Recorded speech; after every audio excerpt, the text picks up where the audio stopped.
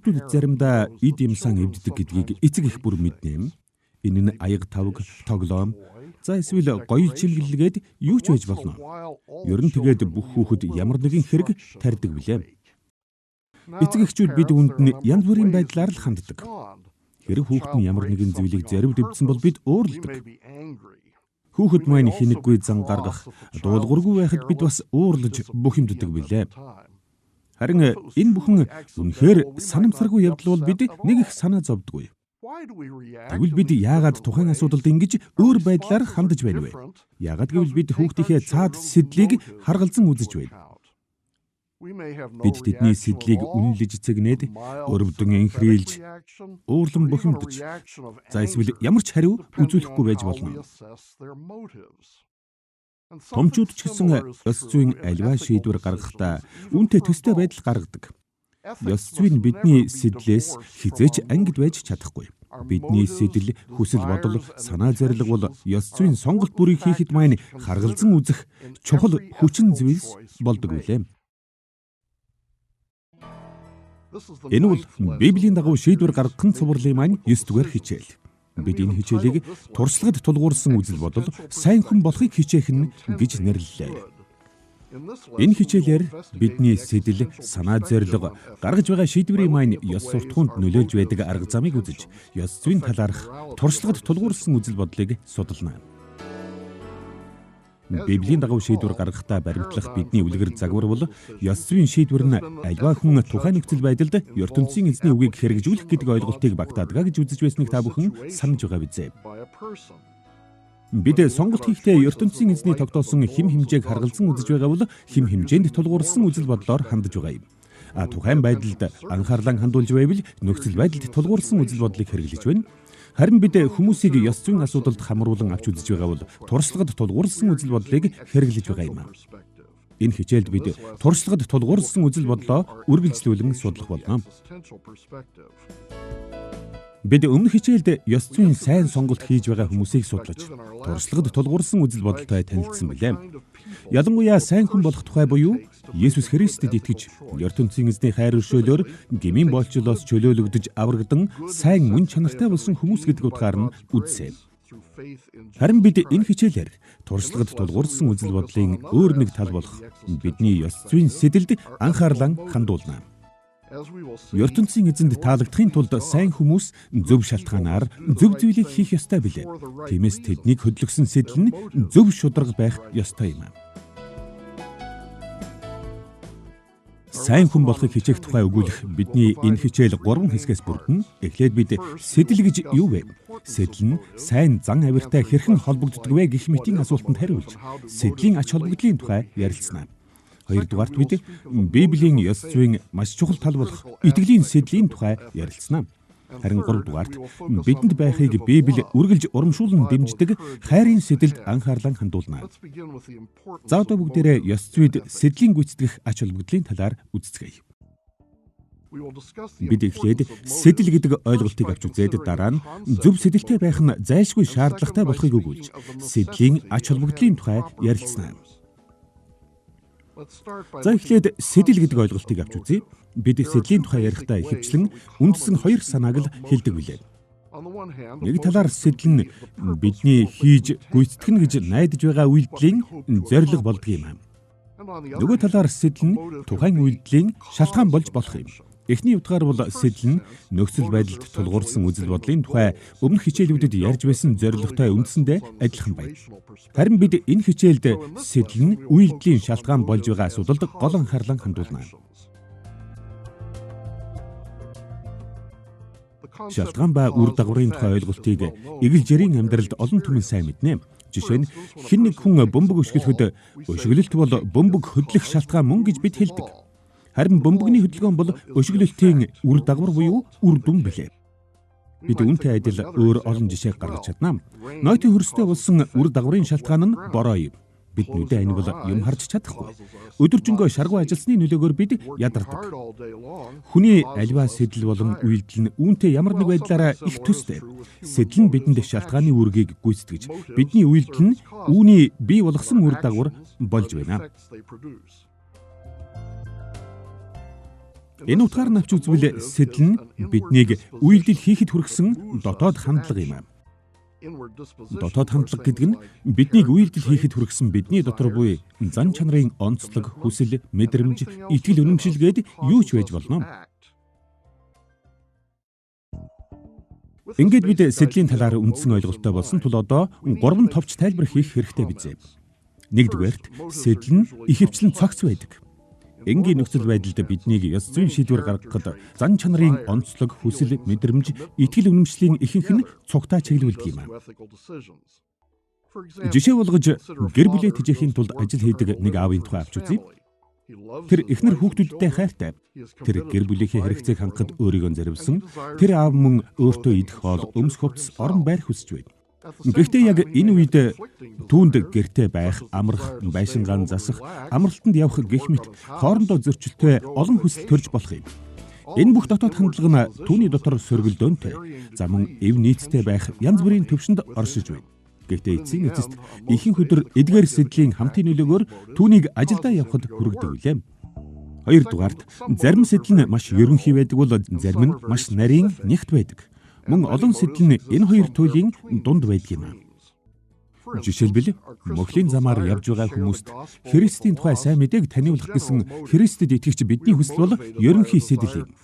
Хүмүүс Есүст итгэсэн. Хүн төрлөختөн бүгд түүний хаант улсад ороосоо гэсэн хүсэлтэд бид хөтлөгдсөн байна. Харин заримдаа бид уулзаж учирсан тухайн хүнд тусгай байдлаар сайн мэдээг таниулахаар шийдсэн байж болно. Мөн өөр бусад үед бидний сэдэл дээрх хоёр туйлын дунд байж болно. Бид сайн мэдээг хуваалцаж чадах хэн нэгэн хүнийг олохоор гадагшаа гарч болох юм. 3 дугаарт бидний сэдэл нь цогц, их бага ямар нэгэн хэмжээгээр ерөнхий буюу нарийн нягт байхаас гадна мэдэгдэхээр бас үл мэдэгдэх байж ч болно. Бид зарим сэдлээ маш сайн мэддэгч бүгдийг бүрэн гүйцэд мэдж хизээч чадахгүй юм. Тухайлбал хэн нэгэн хүн хоол идэж байхдаа түүний сэдэл нь өлсөх явдал гэж яг таг хэлж чадна. Өлсөх нь дотоод мэдрэмж, биеийн ерөнхий байдал болдог бөгөөд өлсгөлэн хүн ихэвчлэн өлсөж байгаагаа мэддэг. Гэхдээ заримдаа хүмүүс гутарсан үедээ тайвшрах гэж юм иддэг гэдгийг сэтгэл зүй, амьдралын туршлага маань бидэнд заадаг. Иймэрхүү тохиолдолд цаг үргэлж юм идээд байгаа хүмүүс өөрсдийнх нь үндсэн сэдэл нь уйтгар гунгаан арилгаж сэтгэл санаагаар тайвшрах явдал гэдгийг ухаардаг байв. Энэхүү бид сэдлийн тухай үндсэн ойлголт, үүний цогц байдал зэргийг үзсэн тул одоо зөв сэдэлтэй байх нь зайлшгүй шаардлагатай болох тухай үздэцгээе. Ёс зүйд сэдэл нь яагаад их чухал байдаг вэ? Харамсалтай нь ёс зүйтэй байх гэдгийг зөвхөн ертөнцийн эзний хүслийг гадаад байдлаараа дуулууртай дагаж байгаа хэрэгэ гэж Христэд итгэгчид бодож мэхлэгдсэн байх нь олон харагддаг. ертөнцийн эзэн биднээс зөв сэтэл, зөв хүсэл эрмэлзэлтэй байхыг шаарддаггүй хэмээн бид буруугаар боддог. Учир нь хүний зан авирыг амархан таниж засаж болдог учраас ингэж үздэг тал бий. За мөн пасторууд, Библийн багш нар маань бидний анхаарлыг дотоод хүсэл эрмэлзэл, тухайн зүйлд өөрийгөө бүрэн зориулах зэрэгт бус хүний зан авирт байнга хандуулдагаас ч болдог тал бий. Хэдий тийм боловч бид жинхэнэ ёс зүйтэй бай гэвэл ертөнцийн эзнийг дээдэлсэн зан авир маань ертөнцийн эзнийг дээдэлсэн сэдэлд үндэслэгдсэн байх ёстой юм. Бид 3 арга замаар зөв сэдэлтэй байх нь зайлшгүй шаардлагатай байдаг тухай судална. Эхлээд бид сайн үйлсэн зүрх сэтгэлээс гарах ёстой гэсэн Библийн шаардлагыг үзнэ. Дараа нь бид 2 нүур гаргах явдлыг Библиэд хэрхэн буруутгадаг тухай авч үзнэ. Эцэст нь бид Христэд итгэгчдийн ёс суртахууны дээд чанар бол ёс зүйн сайн сэдлийн их үндэс болдог тухай ярилцсан. Одоо сайн үйлсэн зүрх сэтгэлээс гарах ёстой гэдэг санааг авч үзье. Бичээс хүний зүрхийг олон янзын утгаар хэлдэг. Зоригтойгон уялдаад бид энэ үгийн бидний дотоод хүн буюу сэтгэлийн гүн болон сэдлийн маань орших хэсэг гэсэн тодорхойлолтод гол анхаарлаа хандуулна. Өөрөөр хэлбэл бид зүрх гэдэг үгийг хичээлийн ихэнх хэсэгтэйгээ холбоод энэ бол бидний бүх дотоод хандлагын нийлбэр гэсэн утга дээр төвлөрнө. Энэ утгаар навч үзэхээр зүрх, санаа, бодлууд, сүнс, сэтгэл гэсэн Библийн ойлголтууд хоорондоо маш их давхцдаг юм. Давид зүрх болон сэдлийн хоорондын туйлын ойр холбоог хэлсэн Шастрын дээд номын 28 дугаар бүлгийн 9-ийг сонсцгоё. Тэнд Соломон хүү минь аавынхаа дээдлэн хүндэлдэг ертөнцийн эзнийг хүлээн зөвшөөрч түүнд бүх зүрх сэтгэлээс дуулууртай бодол санаатай үйлчлээрэй. Мөнхийн эзэн зүрх сэтгэл бүрийг шалгаж бодлын цаадах хандлага бүрийг мэддэг юм гэсэн билээ. Энэ хэсэгт Давид хүүдээ ертөнцийн эзэнд дуулууртай байх нь бидний дотоод хүний бүр гүнээс нь урсан гарах ёстой гэж заалаа. Үүнд бүх зүрх сэтгэлээ зориулах дуулууртай бодол санаатай байх нь багтаж байна. ертөнцийн эзэн зөвхөн гадна талын дуулууртай байдлыг сонирхдаггүй. Тэр альва бодлын ард буй зүрх сэтгэл бүр үнэхээр түүнд бүрэн зориулагдсан байхыг шаарддаг. Тэр бидний бодол санаа хүсэл эрмэлзлийн бүр гүнээс гарч байгаа жинхэнэ дуулууртай байдлыг шаарддаг билээ. Бичээсийн дэд хууль номын 6 дугаар бүлгийн 5, 6, 30 дугаар бүлгийн 2-оос 17, Йошуа номын 22 дугаар бүлгийн 5, Хаадын дээд 8 дугаар бүлгийн 61, Дуулал 119 дугаар бүлгийн 34, Матай номын 12 дугаар бүлгийн 34, 35, Ромын захидлын 6 дугаар бүлгийн 17, 18 болон Эфес 6 дугаар бүлгийн 5, 6 гэх мэтчлэн олон хэсэгт дуулууртай байдал нь сайн сэтлээс гарах ёстой гэж заадаг юм аа. Жишээ болгож хуучин гэрээнээс нэг, шинэ гэрээнээс нэг ишлэлийг авч үзцгээе. Эхлээд дэд хууль номын 6 дугаар бүлгийн 5, 6-г уншицгаая. Та нар ертөнцийн мөнх орших эзнээ бүх зүрх сэтгэл, сүнс, санаа бодлороо хайрлаж бүх хүч чадлаа зориулах хэрэгтэй. Эдгээр тушаалыг та нар зүрх сэтгэлдээ хадгал гэжээ. Хуучин гэрээний үед ертөнцийн эзэн өөрт нь зүрх сэтгэлээсээ хайртай байхыг хүмүүсээсээ шаарддаг байсныг бид харж байна. ертөнцийн эзний хуулийг тэдний зүрх сэтгэлд бичсэн учраас тэд түүнийг зүрх сэтгэлээсээ дагах ёстой байжээ. Шинэ гэрээнд бас ийм байдаг. Жишээ нь Ром номын 6 дугаар бүлгийн 17, 18-д. Урд нь та нар гэмт амьдралын боод байсан боловч Есүс Христийн сургаалыг хүлээн авч чин сэтгэлээсээ үгийг нь дагахад ертөнцийн эзэн тэр боолчлоос чинь чөлөөлж үнэн шударга байдалд захируулах болголоо. Үүний чинь төлөө би ертөнцийн эзэнд талхлан илэрхийлж байна гэсэн байдаг. Энд чин сэтгэлээсээ гэж орчуулсан үгийг грек хэлээр эккардиас гэдэг. Үүнийг арай өвчлөн орчуулбал зүрхнээсээ гэсэн үг юм. Паулийн зааж байгаачлан ертөнцийн эзэн зүрхнээс гарсан дуулууртай байдал буюу чин сэтгэлийн дуулууртай байдлыг шаарддаг юм аа.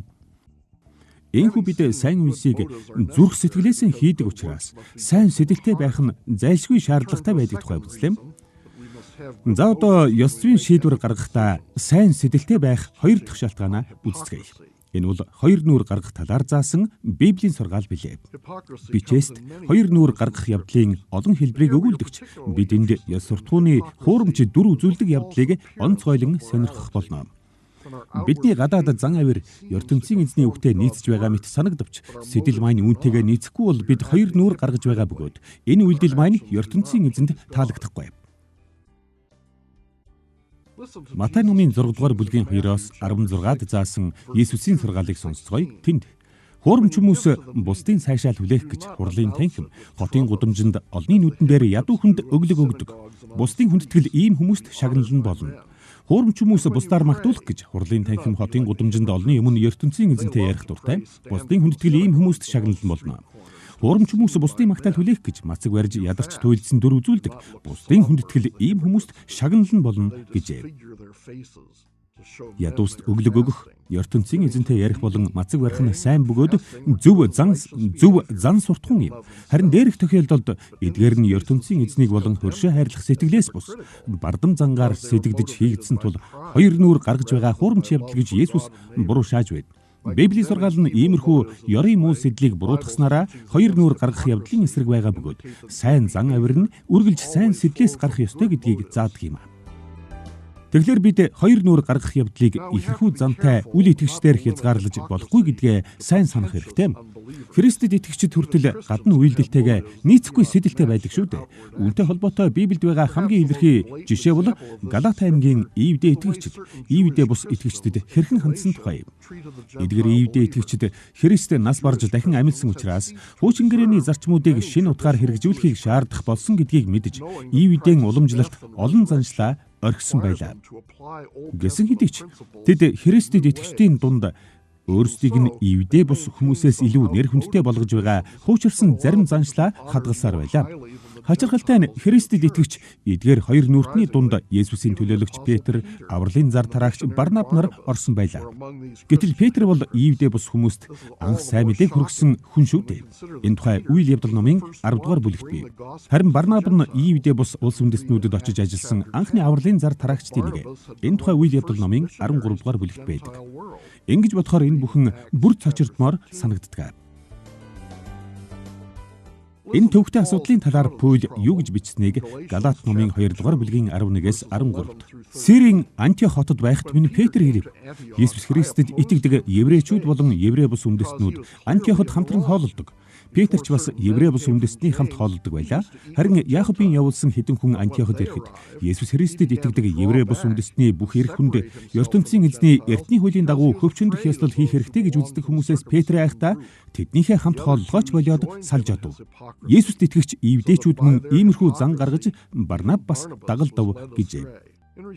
Паул ийм хоёр нүур гаргах явдлын хариуд Петрийг нүүрэн дээр нь зэмлэж өмнө нь еврей хүн шиг биш, еврей бус хүн шиг байсан гэдгийг нь хэлдэг. Христийн хувьд еврей бус хүмүүс нь еврей хүмүүстэй адил гэдгийг мэдэж байлаа. Харин бусдын хүндэтгэлийг алдахаас эмээсэндээ тэр еврей бус итгэгчдийг еврей итгэгчдээс дорд үзсэн хандлага гаргасан байна. ертөнцийн эзэн болон түүний хүмүүсийг хүндэтгэх гэсэн итгэгч хүний хүслээс илүү нэр хүндэн хадгалах гэсэн хувь хичээсэн хүслээр хийгдсэн учраас Петрийн үйлдэл нь хоёр нүур гаргасан хуурамч явдал байлаа. Сайн үйлсийг зүрх сэтгэлээс хоёр нүур гаргахгүйгээр хийх ёстой болохыг бид үзлээ. Одоо сайн сэтгэлтэй байх нь зайлшгүй шаардлагатай байдаг 3 дахь шалтгааныг үздэцгээе. Энэ бол Христийн дагалдагчдыг тодорхойлох ёстой ёс суртахууны дээд чанар юм. Энгийн үгээр хэлбэл ёс суртахууны дээд чанар гэдэг нь магтаал хүлээвэл зохих ёс суртахууны чанар юм. Бид энэ үгийг олон тоон дээр хэрэглээд магтаал хүлээвэл зохих ёс суртахууны чанарын өөр талыг бас дурдж болно. Ёс суртахууны дээд чанар нь өөрөө сайн сэтлээс бий болсон хэлбэрээр илэрдэг учраас энэ нь сэдлийн тухай бидний ярианд чухал үүрэгтэй ордог. Бараг ёс суртахууны дээд чанар гэж нэрлэж болох үс хэдэн жагсаалтыг бичээстэй дурдсан байдгаас ариун сүнсний үр жимсний тухай Паулийн жагсаалтыг бид сайн мэднэ.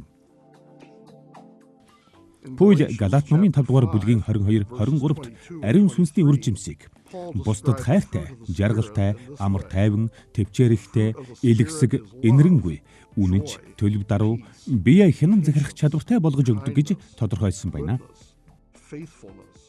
Хэдийгээр энэ нь наривчилсан жагсаалт биш ч өөрийнхөө хүмүүст байгаасаа гэж ертөнцийн эзний хүсдэг ёс суртахууны чанаруудын сайн хураангуй болж чадна. Ёс суртахууны энэ дээд чанар бүр биднийг ёс зүйн үйлдэлд хүргэх дотоод хандлага болох ёстой. Энэ утгаар навч үзвэл ёс суртахууны дээд чанар нь сэтэл болж байна. Жишээ нь Христэд итгэж хүний хайр гэдэг чанар биднийг бусдыг хайрлах сэтэл болдог. Үүнтэй адил ариун сүнсний баяр хөөргийг авсан хүнд баяр хөөр нь сэтэл болдог. Амар тайван хүнд ч гэсэн мөн адил. Төвчээртэй хүнд ч гэсэн төвчээр нь сэтэл болдог билээ. Яг энэ тухай Есүс Матай номын 12 дугаар бүлгийн 35-д сайхан санаатай хүн сайн үйл явдалтай гэж заасан билээ. Библиэд альва сайн үйлсийг бүтээхэд хайр болон итгэлийг шаарддаг гэж хэлсэн байдаг болохоор энэ хичээлийнхээ үлдсэн хэсэгт бид хайр, итгэл гэсэн ёс суртахууны дээд чанарт анхаарлаа хандуулах болно. Үүнд бэлтгэж хайр болон итгэл гэсэн ёс суртахууны дээд чанарыг эзэмшихээс нааш энэ бүхэн бидний зан авирын сэтэл болоогүй цагт бид сайн гэж хэлэгдэх зүйлийг огтхонч хийж чадахгүй гэдэг санааг товчхон үздэцгээе.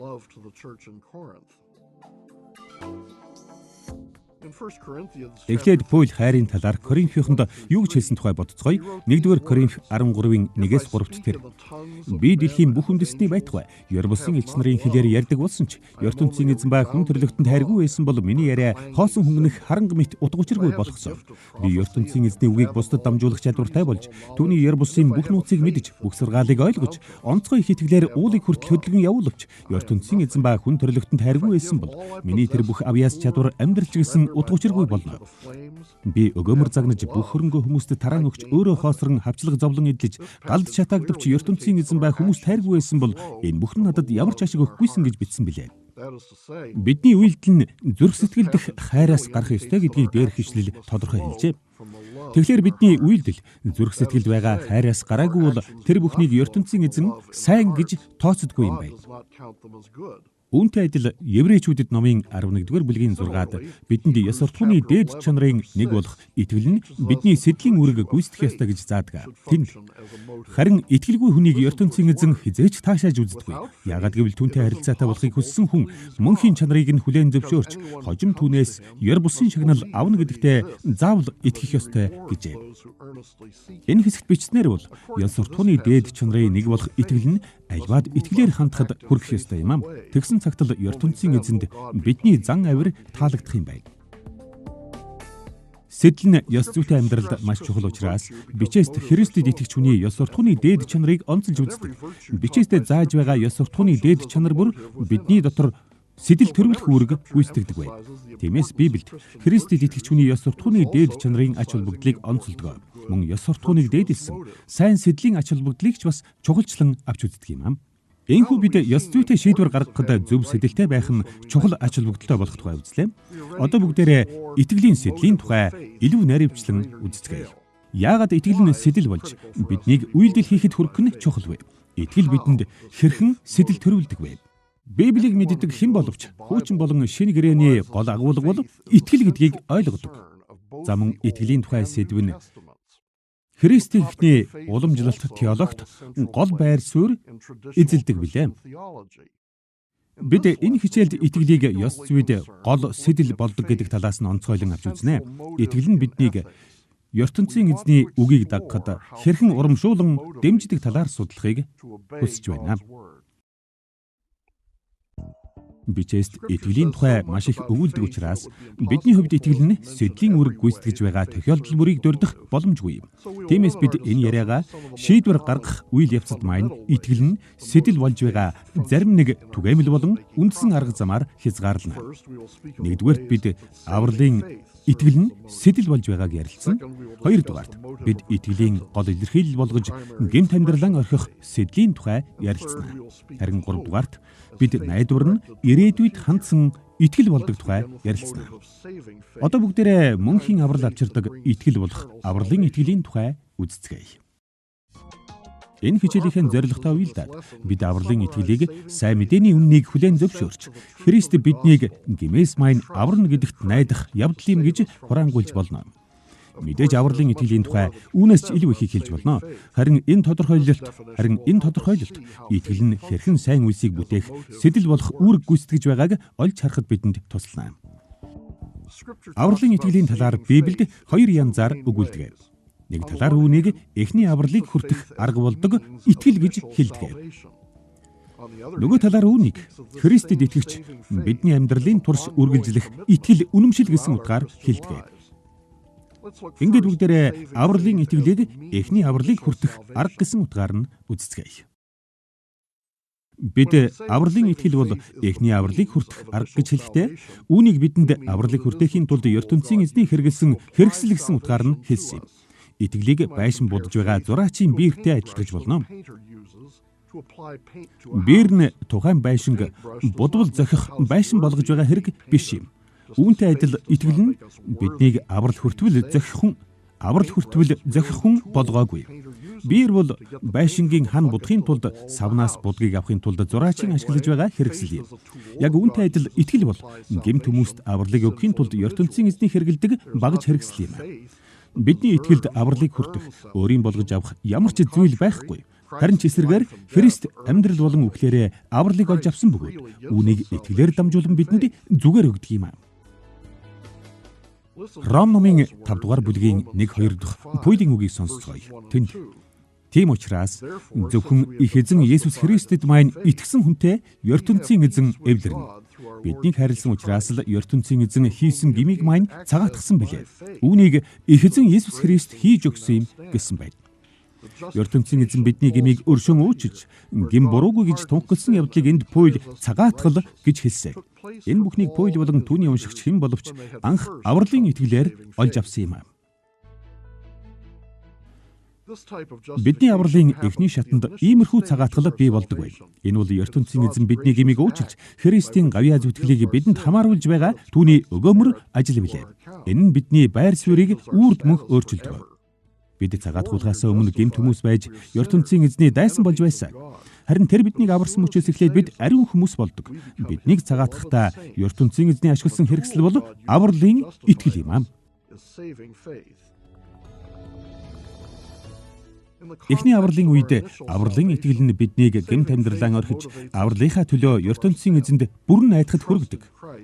Энэ бүх сайн үйлс нь авралын маань эхний нотлогоо бөгөөд жинхэнэ авралын итгэлийг авсан цагт л ийм үр дүн гардаг юм аа. Библиэд авралын итгэлийг бидний эхний авралын арга гэснээс гадна үүнийг Христэд зарилсан бидний одоо үргэлжилж байгаа итгэл үнэмшил гэж хэлсэн байдаг. Тэгэхээр одоо үргэлжилж байгаа итгэл үнэмшлийн хувьд авралын итгэл нь сайн мэдээний үннийг үргэлжлүүлэн хүлээн зөвшөөрч Христэд биднийг гэмээс маань аварна гэдэгт найдсаар байхаас бүрднэ. Энэ нь биднийг анх авралт хүргэсэн арга болох тэрл итгэлийг цаг үргэлж хэвээр нь хадгалж байна. Ингэж хүлээн зөвшөөрч найдах нь бидний итгэж байгаа бүх зүйлд яахааргүй нөлөө үзүүлдэг. Тэр бүхэн бидний өөрсдийнхөө, гэр бүлийнхээ, ажил төрлийнхөө, нийгмийнхээ гээд амьдралд маань байгаа бүх зүйлд нөлөөлдөг. Энэ утгаар нь авч үзвэл авралын итгэл нь бидний зүрх сэтгэлд тогтвортой байж бүх шийдвэрт маань нөлөөлж байдаг ертөнцийг үзэх олон талыг хамарсан үзэл болж байна. Энэ бол бидний сайн үйлсд суйрлаж урам зориг авч байдаг идвэхтэй итгэл юм аа. Тэгэхээр бид итгэл бол зөвхөн оюун санааны үйлдэл гэж бодохоос сэргийлэх хэрэгтэй. Энэ нь Есүс бол их эзэн бөгөөд бид түүний сайн мэдээгээр аврагдсан гэж хүлээн зөвшөөрөх төдий зүйл биш ээ. Яаков номын 2 дугаар бүлгийн 19-т муу ерийн сүнс ч гэсэн ертөнцийн эзний тухай үннийг оюун санаагаараа хүлээн зөвшөөрдөгч ингэснээрээ тэд аврагддаггүй гэдгийг үзүүлсэн байдаг. Авралын итгэл нь оюун санаанаас гадна бас зүрх сэтгэлийг хамардаг. Энэ бол биднийг ертөнцийн эзэнд таалагдсан байдлаар бодож, ярьж, үйлдэхэд хүргэдэг дотоод хандлага юм аа. Мэдээж авралын итгэл нь оюун санааны үйлдэлийг хамардаг нь үнэн. Бидний итгэл жинхэнэ байж чадсан цагт тиймэрхүү оюун санааны үйлдэл нь бидний зүрх сэтгэлээс ундран гардаг. Тиймээс авралын итгэл нь итгэгч хүн бүрийн амьдралд сэтэл болохоос гадна сайн үйлсийг бүтээхэд хүргэдэг байна.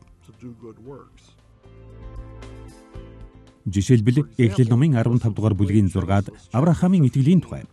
Авраам мөнхийн эзний тэр үгэнд чин сэтгэлээсээ итгэв. Үүнийхэн төлөө мөнхийн эзэн Авраамын бүх гмийг уучлан огт гэмгүйд тооцов гэж хэлсэн байдаг билээ. Энэ ишлэлд ертөнцийн эзэн Авраамтай анх удаа гэрээ байгуулсан үед түүний итгэл ямар байсныг тодорхойлжээ. Үүнийг авралын буюу цагаатах итгэлийг тодорхойлохдоо ашиглаж ирсэн уламжлалтай билээ. Найдах гэдэг еврей үг нь итгэл гэдэг нэр үгтэй нэг үндэстэй гэдгийг мэдвэл яагаад ингэснийг ойлгох болно.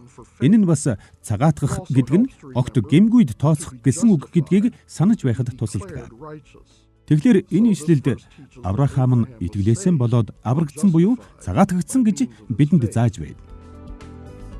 Төлөөлөгч Паул итгэлээр цагаатгагдах тухай хатуу онлоо нотлохын тулд Эхлэл номын 15 дугаар бүлгийн 6-аг иш татсан нь ийм учиртай юм.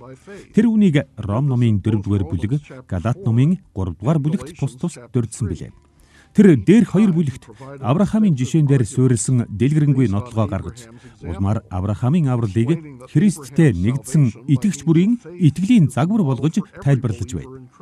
Тиймээс протестант теологчид Паулийн энэ чигийг дагаж зөвхөн итгэл цагаатгалыг хүртэхэд хангалттай арга болж чадна гэдгээ нотлохын тулд Авраамыг байнга иш татдаг. Хэдийгээр энэ нотлогоо туйлын төгс бөгөөд үнэн зөв боловч бид цааш нь улам дэлгэрүүлэн үзнэ. Эхлэл номын 15 дугаар бүлэгт ертөнцийн эзэн Авраамтай гэрээ байгуулахаас өмнө тэр авралын итгэлтэй байсан гэдэг баримт байдаг. Еврейчүүдэд номын 11 дугаар бүлгийн 8, Эхлэлийн 12 дугаар бүлгийн 4-т бичснээр бол Авраам итгэлээрээ Харан хотыг орхиж амлсан нутаг руу явсан бөгөөд энэ нь Эхлэлийн 15 дугаар бүлэгт цагаатгалын тухай өгүүлэхээс бүр өмнө болсон юм аа. Харин Эхлэлийн 15 дугаар бүлэгт тэмдэглэсэн гэрээний арга хэмжээ нь Авраам итгэлээрээ анх үйлдсэн тэр үеэс олон жилийн дараа амлсан нутагт ирсэн хойно болсон үйл явдал юм. Тодруулж хэлэхэд энэ үед Авраамд байсан итгэл бол авралын цагаатгсан итгэл байлаа. Гэхдээ энэ нь шинэ итгэл биш.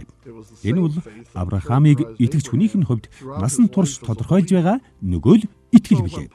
Тиймээс Паул энэ үйл явдлыг бидэнд загвар болгон харуулахдаа зөвхөн бидний эхний аврал итгэлээр л бий болдог гэж хэлэх гэсэн юм биш.